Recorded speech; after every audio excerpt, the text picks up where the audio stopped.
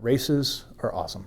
I think they're fantastic. So bringing it back was 100% based on fan feedback. Certainly some internal desire as well. It's always expensive because our frames are very different. Elves are thinner. You know, we're not really taking any shortcuts. Dwarves certainly shorter and broader. So you have to make a bunch of armors and stuff like that. But in my mind, it's money well spent. Because we moved the date, we were able to bring it back. We basically just had the time necessary to bring it back. I think it's really important. We have a lot of players very passionate. I mean, Dwarven players are extremely passionate about their racial selection. You don't anger the Dwarf fans.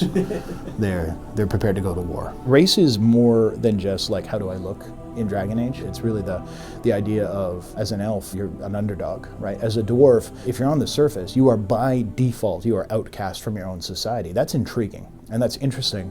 And it creates a scenario where we give ourselves so many more opportunities to react to that player's choice. And something that's super fundamental. The same thing as male or female, right? You don't need to go universal with it, but the 1 or 2 times or 4 or 5 times where someone reacts to the fact that you're an elf in a very specific and very poignant way, where you see content you otherwise wouldn't have, and where you can share with your friends and go, oh yeah, this happened.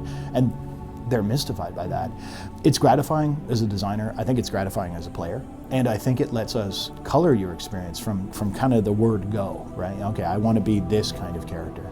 And it goes well beyond statistics. We respect it in the story. Really, the interesting opportunity here is because of the core tenet of the story is about the Inquisition. This is something that, while it is created in opposition to the church, it's created from a moment that is very driven by something the church is related to.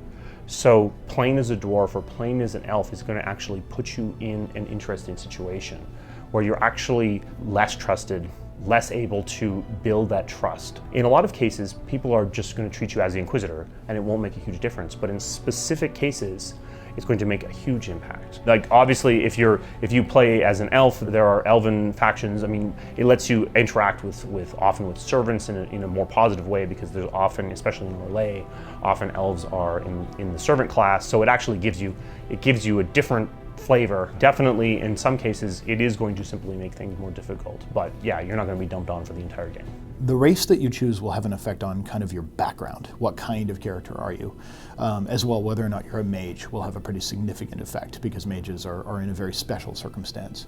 And that, I think, will give some really cool mid-game reactivity, but the starting point is pretty unified. More and more, I think that it's fair and it's honest to try not to, I don't want to overpromise and underdeliver. My goal would be that when we are comfortable talking about something, it's because it's in the game, it's working, it's been tried, it's been tested, we're really happy with it. For instance, the race decision, was made well before E3. But why didn't we bring it up? Well, because again, we wanted to make sure that it was locked down. We wanted to make sure we'd done the work and our homework was done so that we could commit to it and people could, with absolute enthusiasm, get ready for elf or dwarf or whatever. Yeah.